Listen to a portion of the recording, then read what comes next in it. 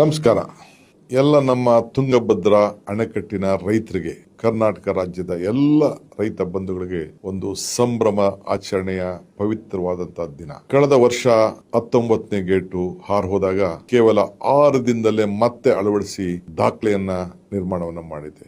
ಬೇಕಾದಷ್ಟು ಟೀಕೆಗಳನ್ನ ಎದುರಿಸಿದ್ದೇವೆ. ಅಂದು ಟೀಕೆಗಳು ಸಾಯ್ತವೆ, ಕೆಲಸಗಳು ಉಳಿತವೆ ಅನ್ನೋ ಒಂದು ಮಾತನ್ನ ತಮ್ಮ ಮುಂದೆ ಹೇಳಿದ್ದೆ. ಇವತ್ತು ಮತ್ತೆ ಎಲ್ಲ 33 ಗೇಟ್ಗಳನ್ನ ಈಗಾಗಲೇ ಮತ್ತೆ ಹೊಸ ಗೇಟ್ಗಳನ್ನ ಅಳವಡಿಸಿದ್ದೇವೆ.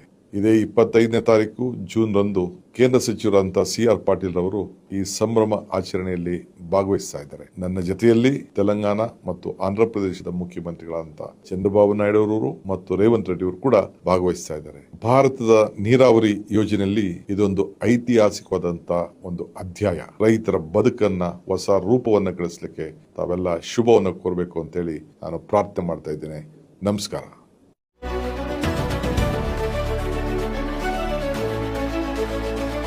ನೈಜ ಸುದ್ದಿಗಾಗಿ ನಿರಂತರವಾಗಿ ನೋಡ್ತಾ ಇರಿ ಕರ್ನಾಟಕ ಪವರ್ ಟಿವಿ ನ್ಯೂಸ್. ನೀವು ಇನ್ನ ನಮ್ಮ ಚಾನೆಲ್ ಸಬ್ಸ್ಕ್ರೈಬ್ ಮಾಡಿಲ್ಲ ಅಂದ್ರೆ ಕೂಡಲೇ ಸಬ್ಸ್ಕ್ರೈಬ್ ಮಾಡಿ, ಲೈಕ್ ಮಾಡಿ, ಕಮೆಂಟ್ ಮಾಡಿ ಮತ್ತು ಶೇರ್ ಮಾಡಿ.